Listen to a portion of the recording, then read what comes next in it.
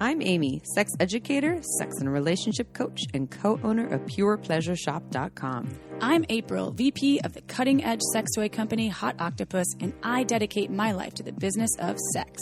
We are on a mission to teach you how to have hot sex, deep intimacy, and how to make your own rules for who you are as a sexual being. Welcome to the Shameless Sex Revolution. Don't forget to head on over to our website at shamelesssex.com for more. And for 15% off of some of our favorite sex toys, use coupon code SHAMELESSPP in all caps at PurePleasureShop.com. You are listening to a pleasure podcast. For more from our sex podcast collective, visit pleasurepodcasts.com. Well, hello, everyone. Hi, everybody. Welcome back to the Shameless Sex Podcast. I missed everyone so much. I miss all of you. I can't see you, but I love all of you. I do too. This episode is awesome. It is with Aida Manduley. Aida Manduley is a therapist, sex educator, a social justice advocate, and it's on long-distance relationships, and we go into some social justice pieces, but it's specifically about long-distance relationships. And they can actually be juicy. Yeah, and Aida knows their stuff. Like, they are really, really good with all this information on how to keep things connected. There's so many things I would never have thought about. And I think you could apply it to also non-long-distance relationships, just in terms of creativity, or maybe you go on some business trips. You know, you're away for a week, and just in that week, you want to keep things connected. So I think there's something here for everyone. I'm taking pieces of what we talked about today because I have to go to Australia soon for almost 2 weeks. Oh, yeah. It's not easy. It's definitely difficult to be physically apart from people that you're used to being next to. I didn't even think about that. You're going to be gone for 2 or 3. How long? 2 or 3 weeks? 2 weeks? I'll be gone for about 10 days. Okay, 10 days. But still, you can implement some of these tools there. There's some such good ideas. So you're going to have to listen to this episode all over again. Chip. I know. Well, I took so much from this episode. So stay tuned. Y'all are going to love it. You're going to love it. So we'll be diving in a moment. You missed a rap, though, that I did for Amy. I really wish we would Everyone record missed this. it. Your rap was like, I've never heard you rap before. And it was, I really wish I recorded it. It came from within. The fun thing about being friends with April and spending so much time with her is that it's constant laughter and entertainment. Like, I mean, we're serious and we do real things, but so often I'm just cracking up. Do you remember we had her on our podcast a long time ago, Erin Fisher? She's the wise woman. Yeah. She said one time I was hanging out with her for, I think, 24 hours. She's like, you're like a TV. You can just change channels and you're always doing something else. You're very entertaining. I was like, constant. I guess I didn't really realize that. It's a compliment. I definitely think it's a compliment. It's a great thing. My partner could disagree sometimes. He's like, never know what you're getting. He wishes he had an invisible remote to like press mute and like change channels. Yeah. Well, Chip, the only time I want you to press mute with you is when we wake up at 8 a.m. in a hotel room and you ask me 5 questions, and you don't do that anymore because I would be like, Chip, too early for questions. Well, I'll look over and you'll be meditating, and I'm like, oh, okay, I guess I can't ask anything. And now Legend has most of my occupies a lot of my brain. I know you. Waves in the morning. You love him more than me in the morning. Which, I want to talk about for one brief moment. Not my dog, because he's lovely. There's not a lot to talk about there. I started therapy with my partner, which has been really powerful experience and helpful. We have a lot of communication problems because we both communicate. We're both very passionate, driven humans. Can we call you fiery? Can we say fiery? Fiery is another way to put it, yes. And we both, I think, tend to like to dominate conversations. And I've had to practice a lot of listening with him. And when we're triggered or fiery, or which is a good word, not a lot gets accomplished. So I'm taking a lot from therapy. And I have to recommend for folks, even if they haven't been with their partners a long time, if you've been there a little bit and you want to just learn tools to help you communicate, listening to this podcast is one, and actually getting an uninterested third party is another. We talk about this all the time on our podcast. Ida is in a therapy therapist as well. And Ida, they're in the field of therapy there. But the thing about that is they can only work in their state, right? Because they're a therapist. So that's the issue with licensed therapists. If they're licensed sex coaching, you can work with people all over the world. If they're if they're not licensed as a therapist, licensed therapist makes it a little more tricky. And they offer so many other things too, though.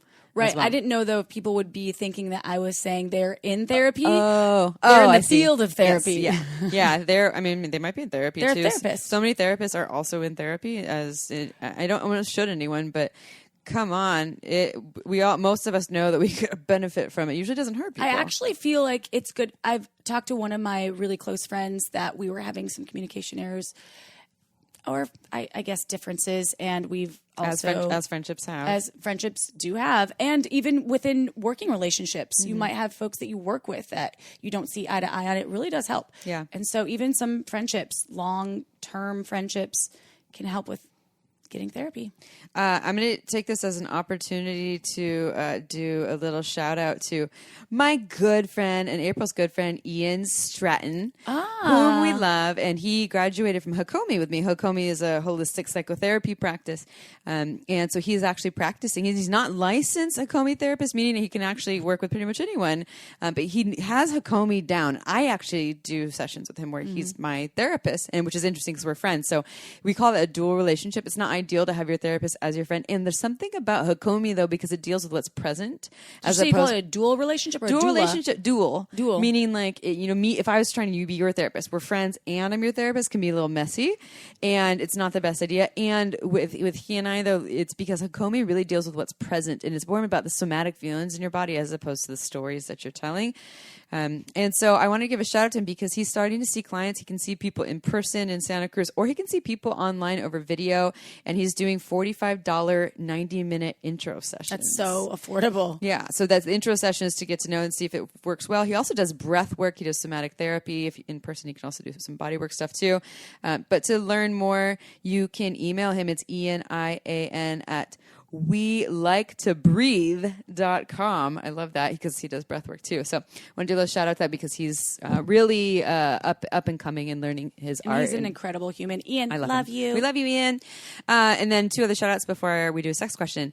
I've said this on past podcasts in the end of this month on February 28th. This is 2020. I am teaching in Dallas at Sarah's Secret. I believe that one is the Her Pleasure 101. And then on the following Sunday, which is March 1st, I'm teaching His Pleasure 101. This is, again, Sarah's Secret in Dallas. Go to sarahssecret.com. That's no H in Sarah's. And you can learn more and come learn from me. And then I'm also teaching a weekend workshop in March 2020 with Daniel Molnar. It is a Tantra in Motion experiential 2-night overnight weekend workshop, a deeper immersion into the juiciness of Tantra. There'll be orgasmic breathwork, etc. It's very safe. Everyone's going to keep all their clothes on, and there's a hot tub and all kinds of fun things. Santa Cruz. It's here in Santa Cruz Mountains. And if you want to learn more, this is March 13th to 15th. If you want to learn more, go to danielmolnar.com. Molnar is MOLLNER. Nice. You got a lot of good stuff happening. And then you and I will be teaching in Salt Lake City at the end of April. At Blue and Boutique. in Dallas again. And in Dallas. Oh, you'll be back in Dallas. We'll be back in Texas. We'll give you the final deets for that. But just if you are in those areas in Salt Lake City or Dallas, and you'll get both of us at the end of April of 2020 as well. It's true. It's better with both of us. All right, you ready for a sex question, Chip? Yeah, I don't know. You haven't included me in. All I said was adult diapers. You did. No, you said adult babies. Oh, adult babies. Okay. You didn't even mention diapers, so now I'm curious. Are you ready? All right, here we go. I love adult diapers. I'm with this man and he's amazing. After a few months, he tells me he finds adult women in diapers sexy. Not to use them, not to be baby-like. Okay, so adult baby's wrong. I didn't respond well. I freaked out. I've apologized, but I still don't understand. He said it started when he dated a woman a few years ago, and it was her kink. After the relationship, he said it just stuck with him, and that he doesn't understand it, but he just associates it with sex. He said he doesn't need it, and because I freaked out, he doesn't want anything to do with it because he wouldn't ever want to lose me. That my reaction turned him off from it, but lose me. My reaction turned him off from it, but I'm unsure if it just doesn't seem right. Thoughts, like, is it normal, basically?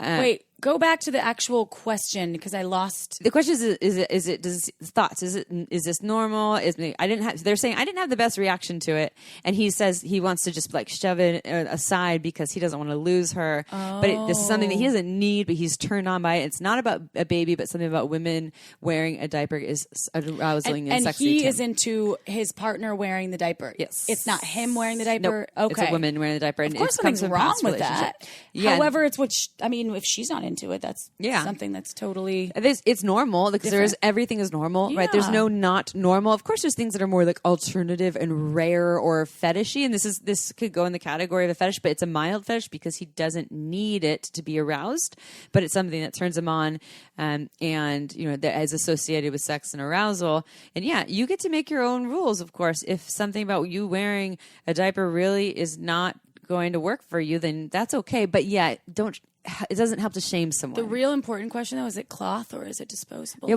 or is it environmentally friendly? Yes, that's what we really need to know. Because if it's environmentally friendly, we're totally down. Yes. I mean, you could make a diaper almost out of anything, though, if you totally wanted to, out of a nice fur blanket. Yeah. You could make it a sexy diaper if what you feel is a sexy diaper. Yeah, totally. Yeah, there's so many spins you can take, and of course, we're not comfortable with everything. We're not going to be down for everything that our partner wants to do, but there is shame that happened here where obviously he kind of shut down. You were saying your response wasn't the best. So my advice would be, whether you decide to do it or not, to do the cleanup of trying to repair that hurt or that shame that may have happened. Even if you're like, hey, I don't understand this. I actually am getting a no to doing it, and I want to honor your interests. Like I don't want you to feel bad for that. Maybe we can just talk about it. Maybe we can watch some porn together where there's someone, a woman wearing a diaper, or maybe we can do some role play that feels within my boundaries. And I just that piece, because that shame can hang out with them and can build long-term resentment. I think that what I would do if I were in this person's shoes, the person that did the diaper shaming, I would come out in a silk, sexy diaper and be like, I fucking love you, and I love this diaper, and I want you to see me in this diaper, and I'm going to do diapery things except soil it right now because I am a germaphobe. This is me. I'm speaking for myself. Yeah. And let's just have you feel me in this diaper. Yeah. Totally. See? And then that's you just already probably excited your partner. You already got rid of the diaper shame. You could address it after after the sexy diaper time. Yep. And at the same time, you're also hopefully feeling more comfortable in a textile of your choice, because perhaps they're not into the crunchiness of the store-bought CVS diapers, right? Because there is like a little bit of, there could be some shame in that. Maybe they changed a lot of diapers in their lives, or you never know. Yeah. And diapers, I can see why they don't really receive a lot of sex appeal, because they're for soiling things. Right. Yeah. And one other thing I'll say about fetishes, the interesting way they work, I want to normalize fetishes in general, is the brain just eroticizes things, whether it's coming from a situation that wasn't so wonderful or a really wonderful situation. It's mysterious how it works, but the brain can eroticize things. Maybe it's as part of your system learning how to work with this confusing thing. Whoa, this is so overwhelming, and then it turns into an erotic thing. So it's completely normal for your partner to find this thing erotic, and it's completely normal for you to not be into it. But and there's just nothing that says, I'm sorry about my diaper shaming, other than a silk, sexy diaper. April's really pushing for that. We're coming out with a shameless sex silk diaper line. Yeah. This is the real reason we address this. Oh my God. This is awesome. Are you all be into it? All right. We're going to move on to a testimonial. Thank you for sending in your sex question. You are awesome. Okay. I have a couple of testimonials, just two I'll read real quick. Number one, I only recently found your podcast, and I've been trying to catch up 1 to 2 episodes a day. I love when people do that. So dedicated. Wow. Being a monogamous bisexual male and having been married for nearly 30 years, you might guess I have some issues. Listening to your podcast has helped me come to terms and accept a lot of things for the better. What I really wanted to say most is the show topics that I think won't really apply, that I didn't think would really apply to me, always seem to come out of nowhere and with really helpful info. So great. Thanks for the great work. We got to finish this part. There's so much more I wish I knew how to express to you. Badass mama jammas. Badass mama jammas. Yeah. I think that's really cool to touch on something which you don't think something's going to apply to you, so you don't listen to that episode. I do that sometimes with podcasts. And then you still learn something. And then if I listen to it, I will still learn something. And I love having more knowledge because you might find yourself in a conversation with someone and tap into that podcast Rolodex of an episode of Shameless Sex that you listen to that you're like, wait, I know about that. Yeah. So that's really great. Thank you for that testimonial, human. We love you, human. And then one last testimonial before I read the bio. Hello, you two awesome, beautiful humans. I'm currently in a fairly new relationship with my boyfriend, and around in November, he brought up the idea of open relationships in the distant future.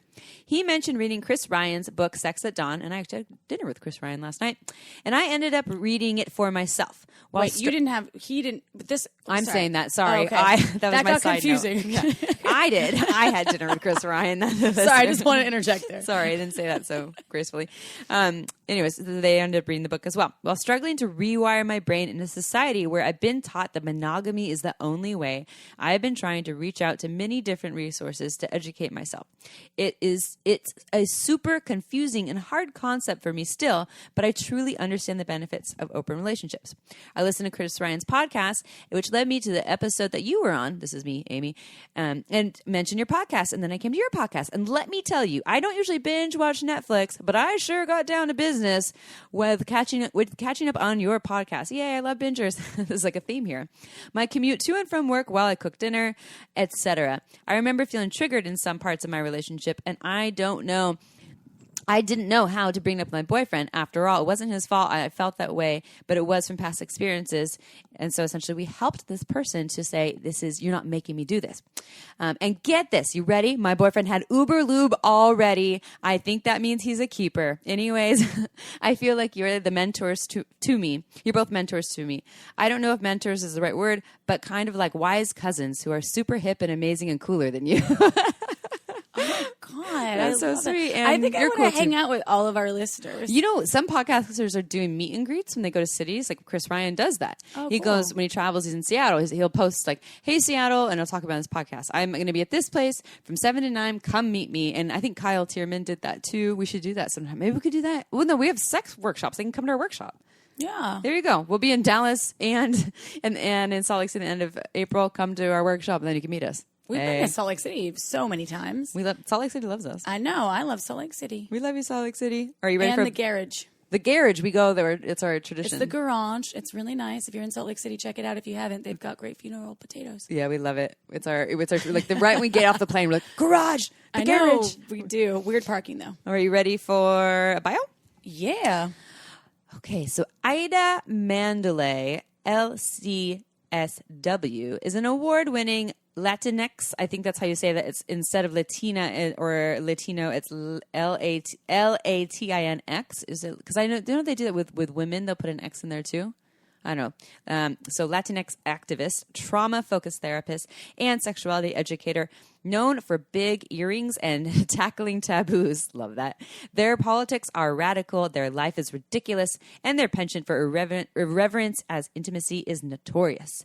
Mandaluy's current focus areas include community accountability, healing justice, and work centering queer and trans people of color. To learn more, visit AidaManduley.com. That's AidaManduley.com.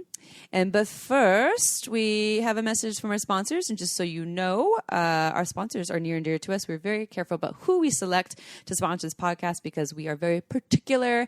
And, they help us to keep this podcast free for you all. So we say no to a lot. We do. We say no to, I think, the majority of things. Yeah. Oh, yeah. We say a lot of no's. So just know that you are getting the best possible people that we love. Yeah, and this, by supporting them, you're helping to support us indirectly. So without further ado, here we go, and then the podcast will start. Let's be honest, sometimes it's hard to meet sexual partners in real life, and porn doesn't offer you that erotic intimacy that you're looking for. So when we learned about mygirlfriend.com, we did our research and decided that we are huge fans of what they have to offer.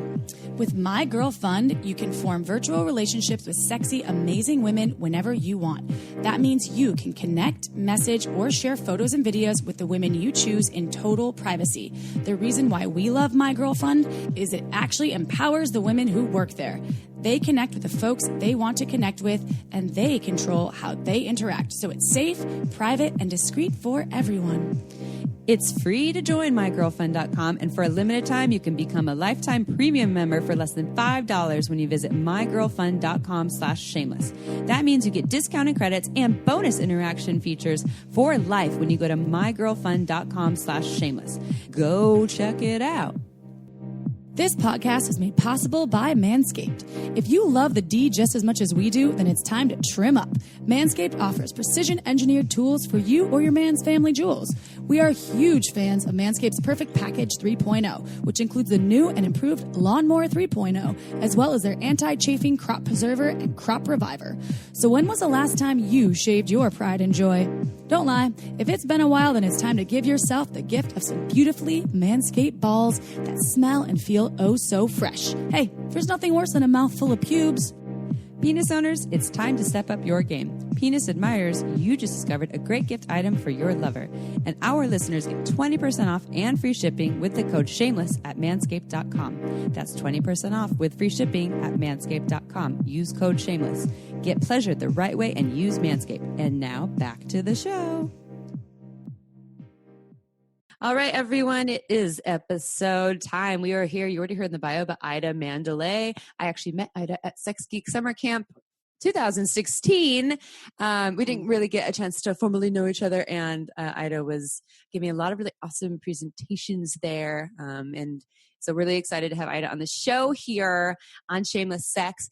Aida, welcome to Shameless Sex. And Thank you. Yeah, we're happy to have you. And just start with how did you get to where you are today? It's always interesting to hear people's stories, how they got into the realm of sexuality. You're a therapist, you're an educator, you do a lot of work around social justice. So if you tell our listeners a little more about that. Yeah, totally. Honestly, a lot of the ways that I got into the fields that I'm in was because I was pissed. A lot of anger has fueled my work historically, but I don't let it stop there totally. So I got into sexuality and sexuality education more specifically when I was in college. I was doing a lot of LGBTQ activism. I'd known since I was a kid, I was queer. Later, I realized I was also trans. And so I started going into it through the realm of how do I make the world safer and better and more pleasurable for people like me? And people who don't usually have those conversations geared towards them. So as I was doing that, I realized that there was a lot of sexuality education that wasn't catering to LGBTQ people, got into that. Eventually also started doing work around violence prevention and realizing that it's a topic that actually matters and should matter to all of us, not just those of us who have found ourselves in an abusive situation. Creating a better world is everyone's responsibility, not just those of who are victimized in the moment. So after that, I started doing more domestic violence work, specifically working in Rhode Island. And then it's been a kind of winding path. I ended up in therapy as a practitioner because I was pissed. You're seeing here the theme because I was getting a lot of folks at my domestic violence agency and other places where I was working that needed therapists that were competent around sexuality, that were competent around their politics and their identities and wouldn't shame them for it. So, historically, a lot of folks that know the fields of therapy, there's a bunch of them. There's been a lot of stigma around different sexualities. Homosexuality and queerness was a disorder up until fairly recently, and so I wanted to make sure that other people could receive mental health services that were good for them and were not going to re-traumatize them in the process. So I decided to become part of the solution there and became a therapist. And so now I'm kind of doing a little bit of everything. But with a pretty strong focus on therapy in person here out of Boston where I live, and then all the other educational work kind of internationally at this point. I love when people, we were talking about this on a podcast. Fire. You can the fire. feel the fire. We love I love it. Passion. And then also we were talking about this on a podcast yesterday because someone said something similar. No, they were saying that they got to where they are in the human sexuality world out of, trauma and wounding. And I don't love people having trauma and wounding, but we often come from a background of I don't understand this thing, or I was seeing that the model out there is just not working for a lot of people. And then there can be this, this uproar within us. And now there's this great way to channel that to actually help people and inspire people. So yeah, thank you for all the work you do, and our listeners will learn more about what that is as we carry on. So we're here today to talk about long distance relationships, how to maintain them, how to keep the fire, how to keep the connection. I would imagine this being not an easier time to have a long distance relationship, but the amount of FaceTime that you can actually get now with a long distance lover is amazing. So yeah, you talk about FaceTime, like FaceTime. I mean, like whatever, literal and metaphorical, like on my phone. Yeah. With technology, there's so many things available, and we'll talk about sex toys too, because there's a lot of that available too in sex tech. We'll start off with a sex question from a listener who actually said we could use her name as long distance lover. So I'm going to start with this sex question. And this sex question actually is a good segue into all these other pieces, because this is exactly what we're talking about. So long distance lover asks, not too long ago, I met someone who lives a few states away from me. We had this extraordinary connection that both of us have expressed interest in exploring further. I've done long distance once in the past, and it was rough. Retrospectively, we didn't communicate well and didn't have established boundaries or needs. I'm wondering if you have any tips for creating a functional, thriving long-distance relationship, communication skills, keeping the intimacy fresh, all the good stuff. Please help. So, our first question here is, what are the top tips for maintaining long-distance relationships? What do you see works? How do people navigate this? So this is my set of tips, both from being a therapist that works on this and also from someone who's had a ton of long distance relationships and still has them, multi-year relationships with people across the states, across the globe at times as well. So sometimes less is more. First of all, being in touch 24/7 is generally not healthy for any relationship.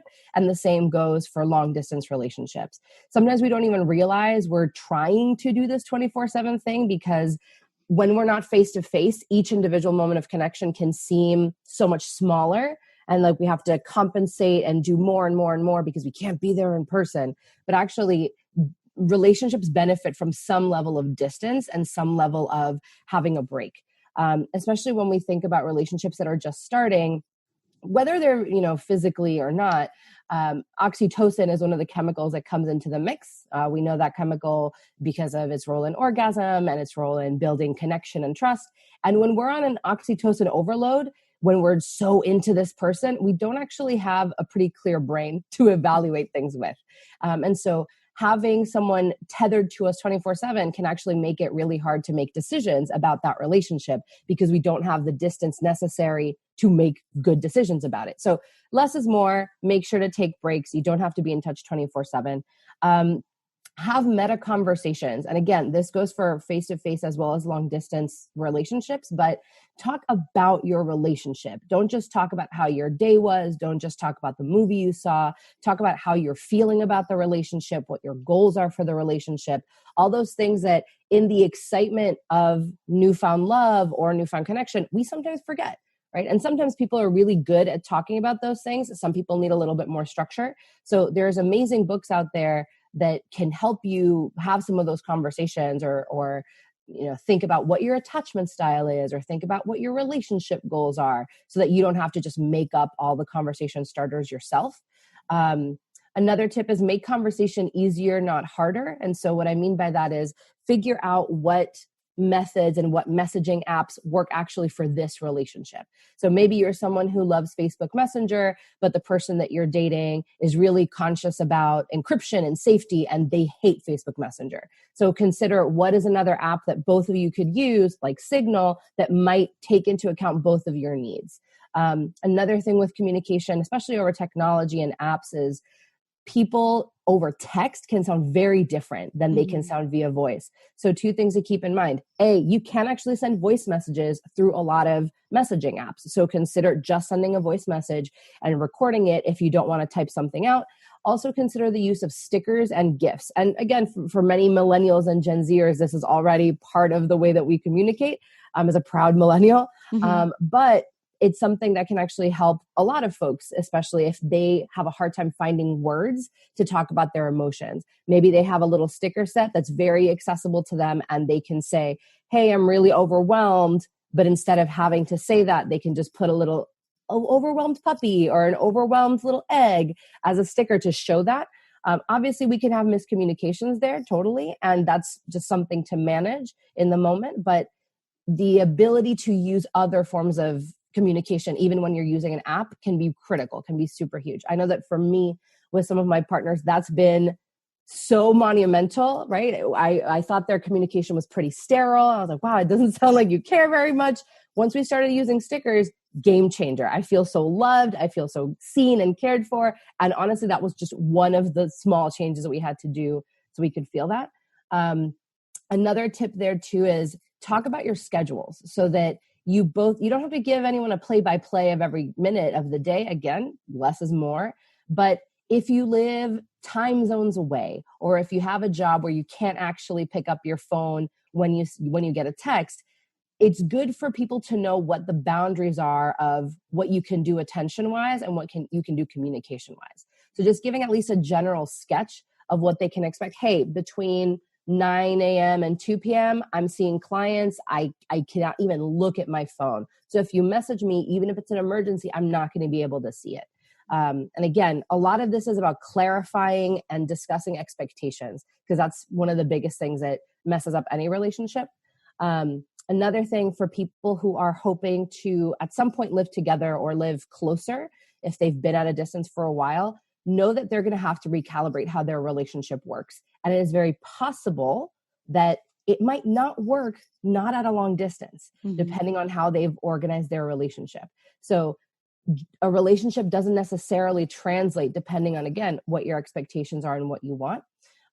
If you want to be closer and want to travel together or want to travel to each other, consider pooling travel resources. If you're doing things like Amtrak or flights, consider the family pooling options or sending each other miles or things like that. Or if you have friends who care about you and can't send you cash but want you and your sweeties to get together in person, they could consider sending you miles, or they could consider sending you things like that to help you get connected face to face. Another piece is thinking about your attachment patterns and attachment styles. We extremely don't have time to go super into that right now, but I have other resources and podcasts if you just look me up, attachment theory.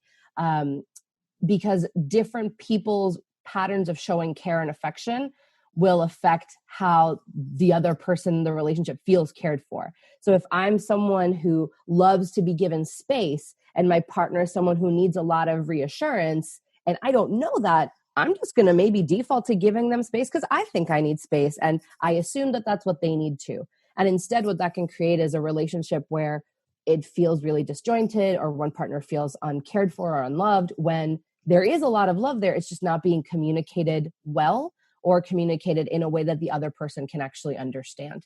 One or two more, talking about doing hobbies, especially hobbies that you can do simultaneously even while you're apart, whether that's gaming, whether that's watching movies. There used to be a website called Rabbit that let you stream movies and videos at the same time, and there was a little chat option.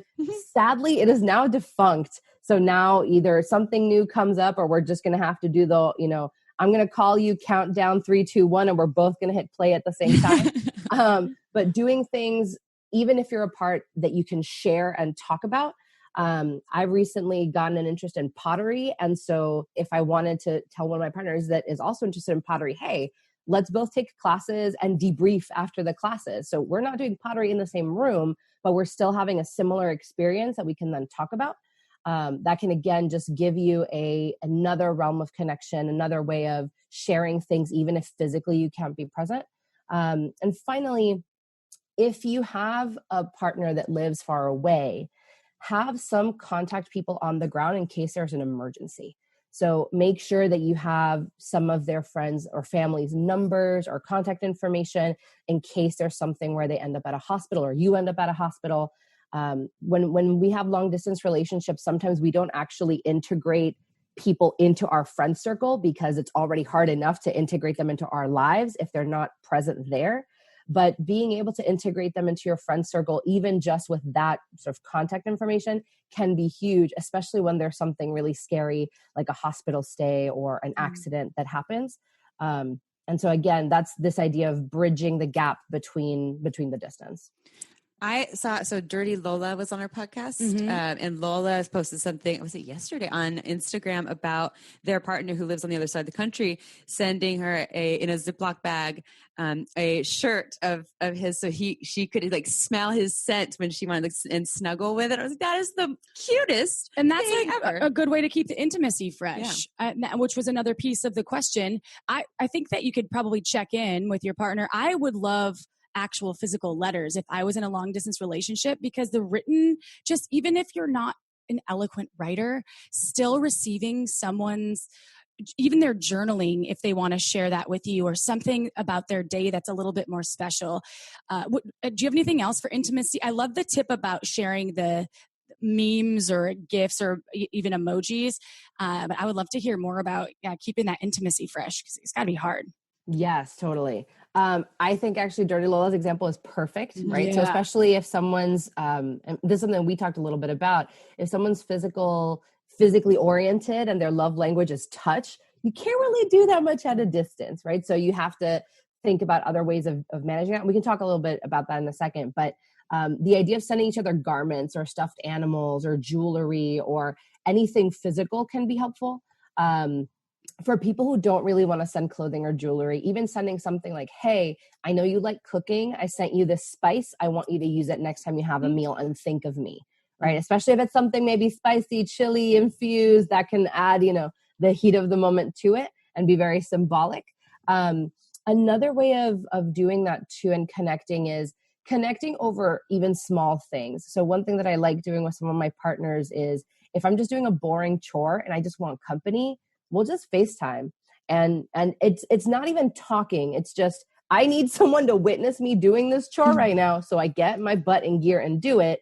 And I've done the same thing for them. And so creating little moments of connection that don't have to be amazingly special. It can just be mundane and boring. But again, intimacy is something that we build not just through the very exciting, big, fireworky moments. It's something that we build over time. It's something that we build including those small, potentially quote unquote throwaway moments. Mm-hmm. So ways that you can increase that will probably increase the safety and trust in your relationship, because there's a lot of editing out that we can do over media and technology. And so ways that you can bring back the boring stuff can give you a bit of a different vibe in your relationship. I love that you mentioned snail mail, getting physical objects, letters. I'm someone who also loves, beautiful stationery.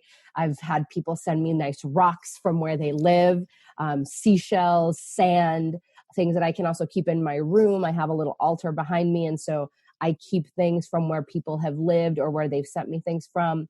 You can also send each other voice recordings that you can play asynchronously. So if it's just a reminder of, hey, I love you, I hope you're having a good day, I don't have to be up at 6 a.m. to tell you, please have a good day. You can just replay this MP3 that I recorded, especially for you. Sometimes when people want to keep that sort of spark alive, again, it's just going to have to be creative. You're just going to have to get creative about it. And it doesn't just have to be, again, physical items. It can be, hey, I know you've been sick. I'm going to, Grubhub you some food because I know you can't leave the house right now. Or, hey, I know that it's really hard to get groceries. Here's a grocery delivery service. It's going to send you the groceries that you told me you needed for the week. So if you were someone who would normally go to the store, get someone food and bring it to them, you can't do that physically. You could do that through a service, like Instacart, things like that. Or that's also where friends can come in, right? You can tell the friend on the ground that now, hey, so-and-so's having a hard time. Can you do this on my behalf? Can you send them a little card on my behalf and deliver it to them? So again, creative ways. I like that, because if your love language is acts of service, and obviously your partner can't physically be there because you're in a long distance relationship, hey, guess what? I sent you a cleaning service for the day, or a laundry or service or something, which is, I never really thought about that. That's a genius idea. And Instacart is amazing. And I think it's available in a lot of metropolitan areas, but even smaller cities have access to certain small, like Grubhub is in a lot of places too. So that's great. And also, the quality time aspect is you can have that FaceTime session even when you're doing the mundane. That's a great suggestion. I love that. Humans are wired for ritual, and Yeah. that is something that actually helps us thrive in relationships. And so whether it's hey, every morning I'm going to send you a little good morning text or a good morning emoji, that kind of thing can create a cadence to a relationship that makes it more robust. On the realm of the sending each other clothes, another example, especially at the intersection of service and gifts, one thing that I posted about on Instagram recently is I have vests that needed mending and needing patches put on them. And I just was not setting the time aside to do it. And I was just not going to do it anytime soon. One of my partners is very crafty. They live about 4 hours away if you're driving, 8 hours away if you're using public transit.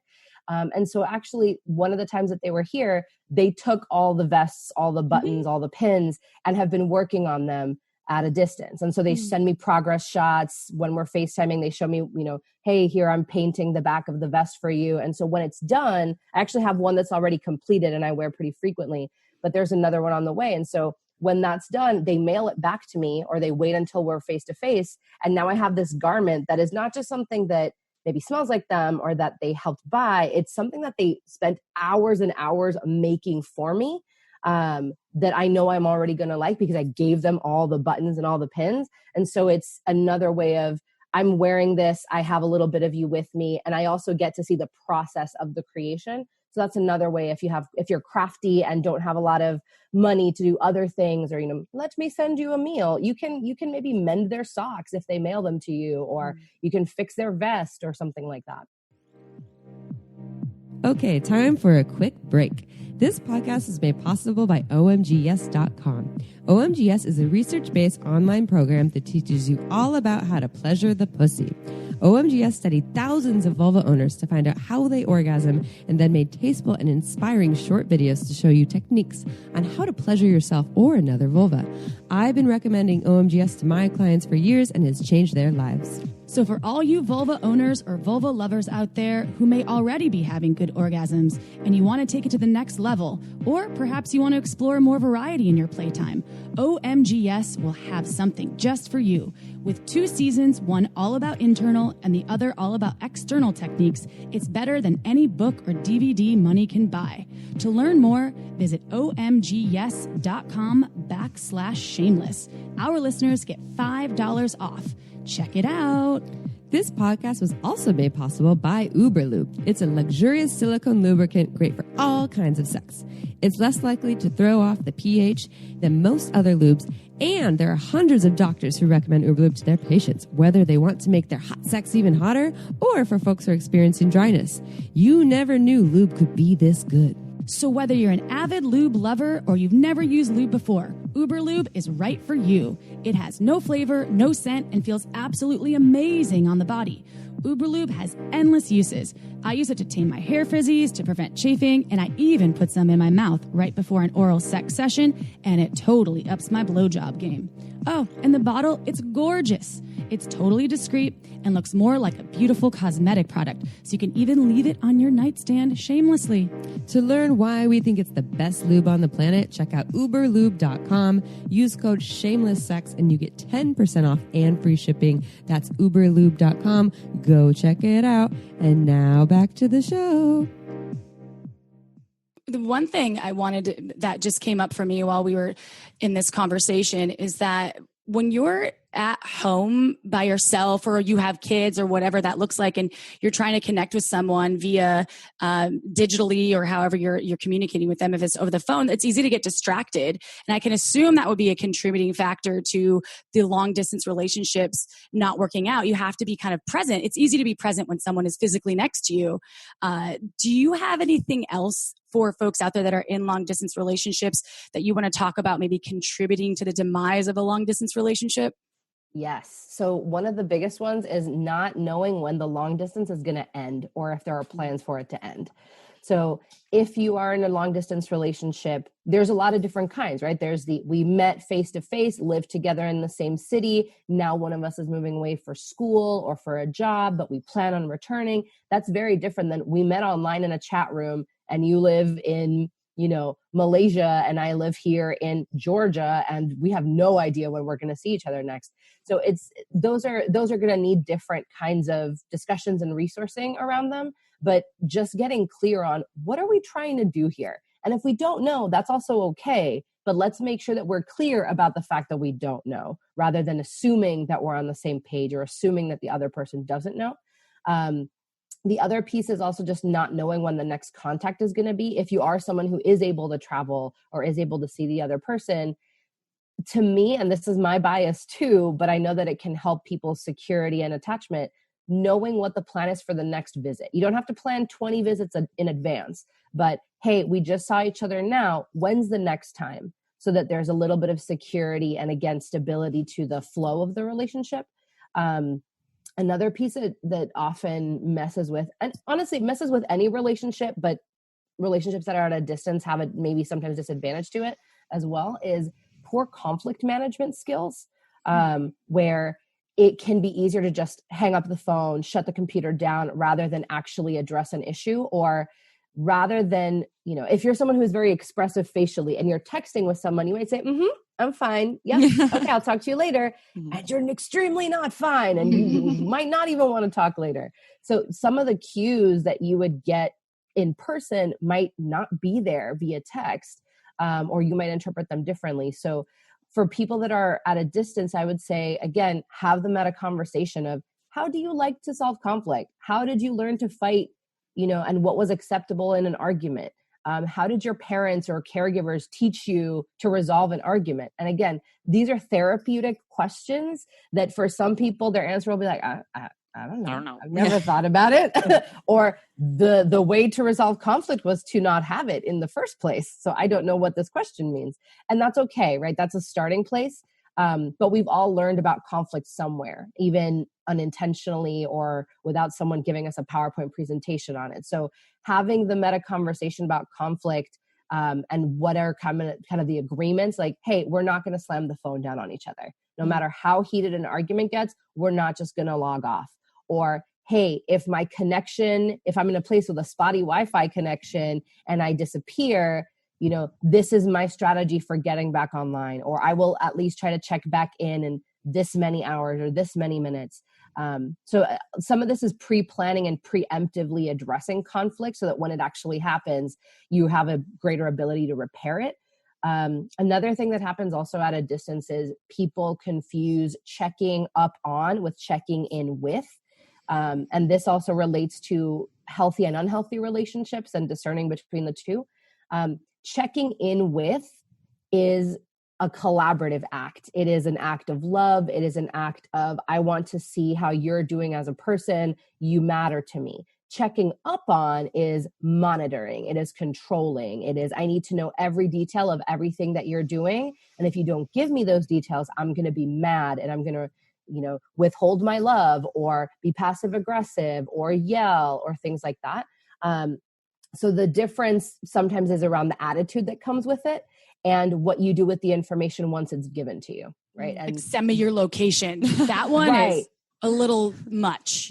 Subject. Right. For me, Where it would are you? be. Who For are you me, with? What right. are they saying? I don't want to give you my location. Right, exactly. And that sort of thing can get really controlling, right? And I know people where they have their, show my partner my location at any given time because, man, I'm just always late and I just don't want to have to communicate this part. It's easier if I just do this.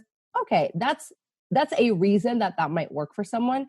If a partner is demanding that you give them your geolocation info, that's a little bit, that's more on the controlling side, and that's a red flag for sure. Yeah. I definitely, I'm sure there's people out there that are doing that. And there's a lot of opportunity here. I think relationships are hard in general. And at distance there, it sounds like there's some benefits there. Like you're talking about that. It's kind of like the Esther Perel, I don't know if this is her model, but the obstacle plus attraction equals desire. Right. Mm-hmm. And so the idea that you want a balance of individuation, your own space, keeping some mystery remaining there in the relationship, combined with with that coming together. And so long distance relationships can heighten that stuff, I'm sure, like desire and those things. And then there's the part that if you don't put in the time and work to maintain that closeness, then it can just kind of unravel. So I want to ask you about the touch piece then. Mm-hmm. If someone's love language is touch, and touch is important. One idea I have is like, buy them a massage, go and say like, hey, I got you a massage at this place at this time or something. But what do you do about that? I'm sure that's a big obstacle for folks. Yes. And actually part of what you're talking about is the role of fantasy, right? Mm-hmm. My hands can't be there, but I can pay for someone else's hands to be there. Yeah. And just close your eyes and think it's me. Mm-hmm. So that's a part of it. If we get a little bit, again, sort of, if we zoom out a little bit, part of this is making sure that someone is getting physical touch elsewhere, not necessarily non-monogamously speaking, but if you are someone who thrives on physical touch generally, and your partnership is the only place where you expect to get that, and your partner is not present, that's going to be a mess for you and for the relationship. So making sure that you either have friends or build relationships where there is more touch, or you pay for it, right? Mm-hmm. Whether it's, again, for some people using sex workers or body workers or massage therapists as a way to do that, or, hey, you're doing sports that are contact sports, or you're doing things where there's going to be more physicality to it, making sure that this is not the only place where you're expecting to get physical touch, even if it's something that you do want to incorporate, is going to be important. The other thing is start to beef up the other love languages, right? Not ignore the physicality, right? But make sure that you are diversifying your portfolio of how you love other people. Right. And that is possible to do. Some people think that, oh no, this is my love language. It will remain this way forever. You can't change it. That's not true. For some people, yes, they will always have the one that kind of sticks out every time and is their favoriteest love language.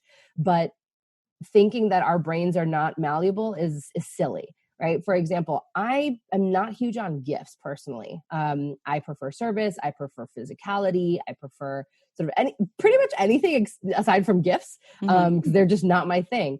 But I have a partner who loves sending gifts. And now that I know that, right, when we started our relationship, I didn't. Once I knew that and realized how much love they were pouring into their gifts, I was able to start making space in my brain and heart for how much love they were sending through a gift. So now I still don't really love gifts overall, but this person giving me a gift makes such a huge impact in my life because I already know how much they're trying to communicate with that. So our frame of mind and how we understand it can also affect how effective a love language is. The other pieces, again, we already talked a little bit about this, using tangible items that remind you of your partner, whether it's because they sent them to you, or, they sent you a flannel or lingerie, or you bought this thing together, or this is a thing that you wear 1 month, you send it to them, they also wear another month, you send it back, all those kinds of things. But, if you can't be there in person, again, there are limitations on what you can do, but that can also make it a little bit more exciting when, if you do see each other in person, you get to have that physical touch, because that deprivation can cause a sense of, ooh, this is this like special treat that we get every so often. Send them a bunny. No, like a live one. Here's a little bunny for you to pay. Yeah, like a live one. I had one. Here's a hamster. Yeah. Yeah. Here's a pet hamster for you. Yeah. The cool thing about being 2020 and the revolution of sex toys now, right? It's so cool. We're in this sex tech era, which is, I think, so awesome because we've got apps and we've got phones, so we can have sexuality at our fingertips or toys that can turn us on. Can you talk about products that you recommend for long distance lovers, toys, anything that you want to put out there? Totally. I can give you a couple of names, but honestly, because sex toys are so individualized, what I would recommend for people is, if you have questions about this, go to either a reputable sex toy shop in your area, or look up, the word teledildonics. That's actually what we're talking about, right? Teledildonics is the magic that makes these systems go. So WeVibe is one company that has done a couple of toys like the Sync and the Connect. There's also the question, though, of data breaches. And WeVibe actually had an issue with some data breaches. So if you're someone who cares a lot about privacy, or if you're not, maybe you should start caring because of the day and age that we live in. But be aware of what the terms of use are. Be aware of what data is being transmitted or picked up from the toy. Who else could control the toy before you buy it? So WeVibe has a sync and the connect. Lovense is a company that has a couple of different toys. Some are sleeves, some are insertables, some have a remote control, like some have a Bluetooth app, things like that. There's also another company called, I might be butchering the name, Kiru. They have a couple of toys. The Pearl is one of them. Onyx is another one, which again, the idea here is that you can control them at a distance.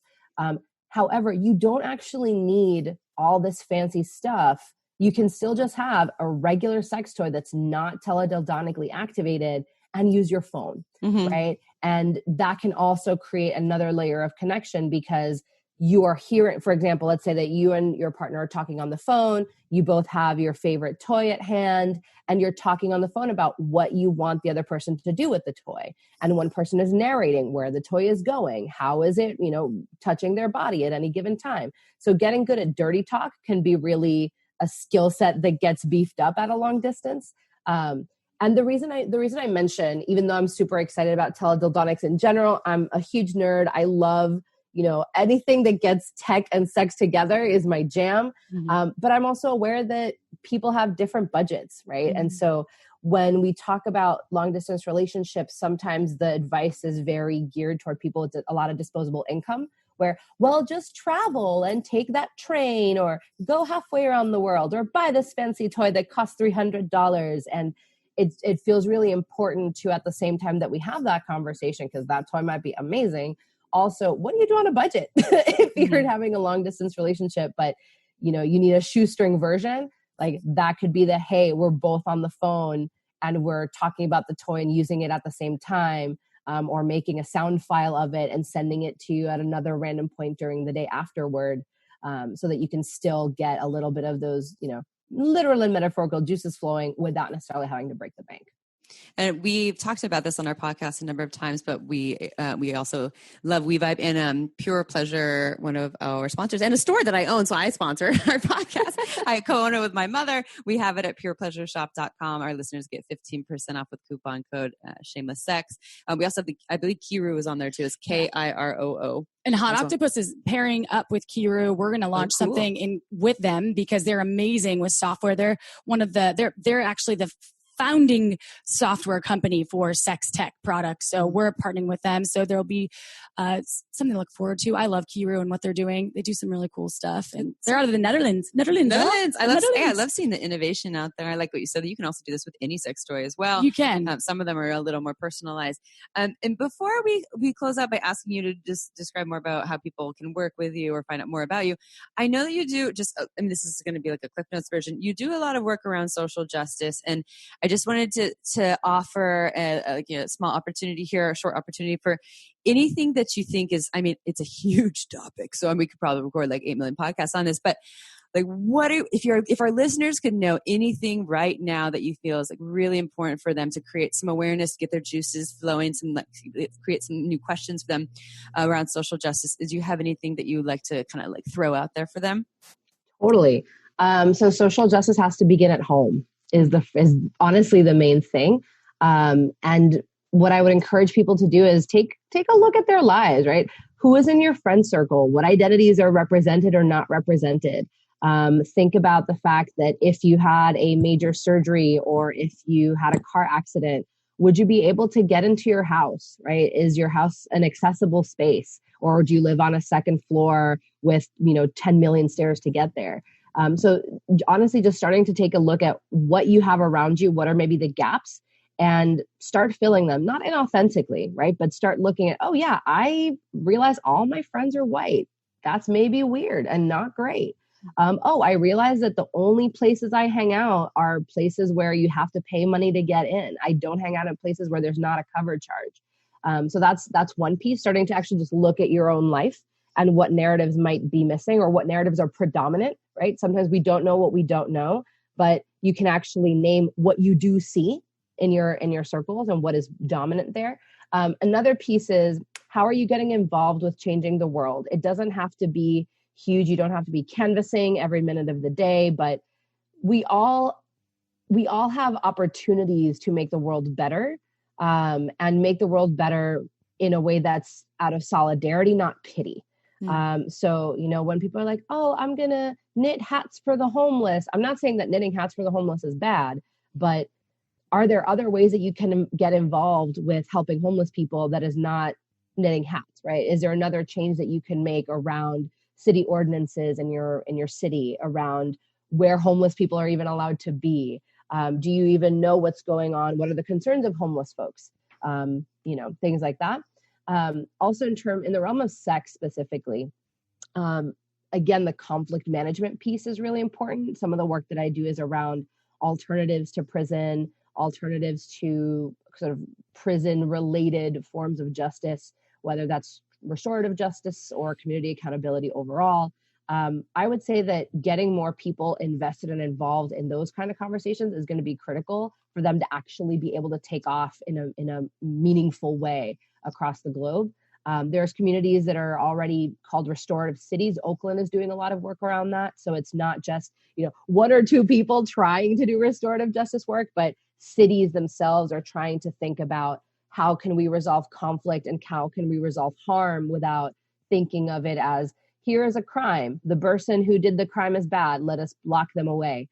And because justice and prison relate to so many things like race and class and gender and safety, that's actually a really critical point and a really like melting pot of issues that once you start getting into this, there's so much that you're going to learn just out of having to have the conversations. You can't escape them. So getting involved in that, or at least getting curious about it, would be another thing that I would encourage listeners to do. I just started, I listen to so many podcasts and NPR and so many things come up for me with just the global concerns and the climate of the world. And one thing I just started to do, because I don't have a lot of time to donate my actual time to be a volunteer a lot of places, I just started donating a little bit of money every month. I mean, I would spend it on a coffee. And so folks that have $5 or $10 extra dollars, which most of us hopefully do, can like research something that you're passionate about online. I donated to Doctors Without Borders because I love what they're doing.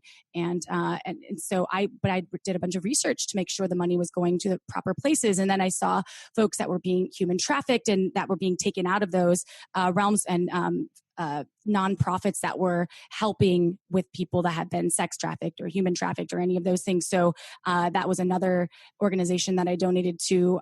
So there are ways, even if you can't physically be present or do anything to your home. I live on a top floor, something with stairs, and even people that have poor mobility have trouble getting up, and I feel guilty about that. So there are, but I like that was really opening my brain to thinking about that. I'm like, man, I wish I had like a some kind of elevator up that could be not comfortable, but for folks that can't use the stairs. So I don't know. I just want to invite our listeners to think outside of the box and to, get curious, get out there and do things. We're one world, there's one, and there's all of us, and we can live in harmony. I really do believe that. Like, I really do.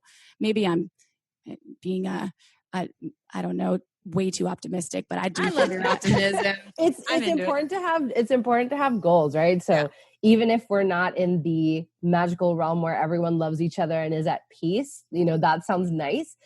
It's good to at least know what we're fighting for, right? Especially in these times, it can be really overwhelming when there's so much corruption and there's so much, disaster. Knowing that we're not alone in trying to make the changes, at least really important for me, and I know really helpful for a lot of folks, where we feel really overwhelmed. Like, I can't fix it solo. Totally. No one can. That's the point. The point is that we all have to put in the effort together to be able to make that change and see what is within our capacity. And our capacities also can change over time. So the question is, man, do you never have capacity to help your neighbor out? Do you never have capacity to, work with a community that's not your own? If that's the case, that's something to be curious about, because maybe it's, your health is failing and it is just on the decline. Maybe it's just that you've never actually tried to make room in your schedule for things that are not directly your own priorities. And that's worth noting. We all can do something. Everyone all can. Yeah. And I love that. And I think that we need to open our minds to that. It's important. So how can people work with you and find you and be more, how can we get more of you in our lives? I want more Ida. Thank you, technology. It's exceedingly easy if you know my name, because I'm the only one with it. So I'm at aidamanduley.com. I'm Neuron Bomb on Twitter. My name again on Instagram. Honestly, if you just have my name and Google me, you will extremely find me. For therapy clients, I take folks generally that are in the Boston area with, some exceptions. I work a lot with relationships and couples at this point, though I also do individual work. I'm generally full up, but, people can ask, because the other thing is if I'm not available, I'm happy to connect people or give them other resources to other clinicians or things like that. But for speaking, education, consulting, things like that, shoot me an email. That's one of the best ways to reach me. And your name is spelled Aida, and your last name is Manduley. EY. So close. Did I do E? Oh no! Yes. I see. Good thing I did that, man. Make sure I have this thing on there. Okay, there you go. Well, my bad. Ida, thank you, there it thank you. This has been so empowering, even to just feel we all are part of something so important. And yes, long distance lovers, we can all be as passionate too, even if you're not physically present and you have a long distance lover or you're interested in that. So I love the social justice aspect of this conversation, but we're shameless sex. So we had to do more of the sexy, spicy things, but all the things are important. So thank you for taking the time to be with us and our listeners. And to all of our shameless sex revolutionaries out there, have you tried Margins wine? I've been trying it. That's why maybe I just slurred right there. I tried it. I did it. I tried it every day. Go to marginswine.com, sign up for the newsletter. We do actually on our website, if you check it out, we have some discount coupon codes for you. In the show notes, wherever in you're the show listening, notes. it should be in there too. There you go. So check those out. It's amazing boutique wine. You're supporting a local winemaker who is awesome, and she doesn't make a lot of money, and she should. So I just shoulded someone, but that is when you should. Yeah. All right, y'all. We will see you next Tuesday. Ciao for now. Don't forget to head on over to our website at shamelesssex.com for more. And for 15% off of some of our favorite sex toys, use coupon code SHAMELESSPP in all caps at purepleasureshop.com.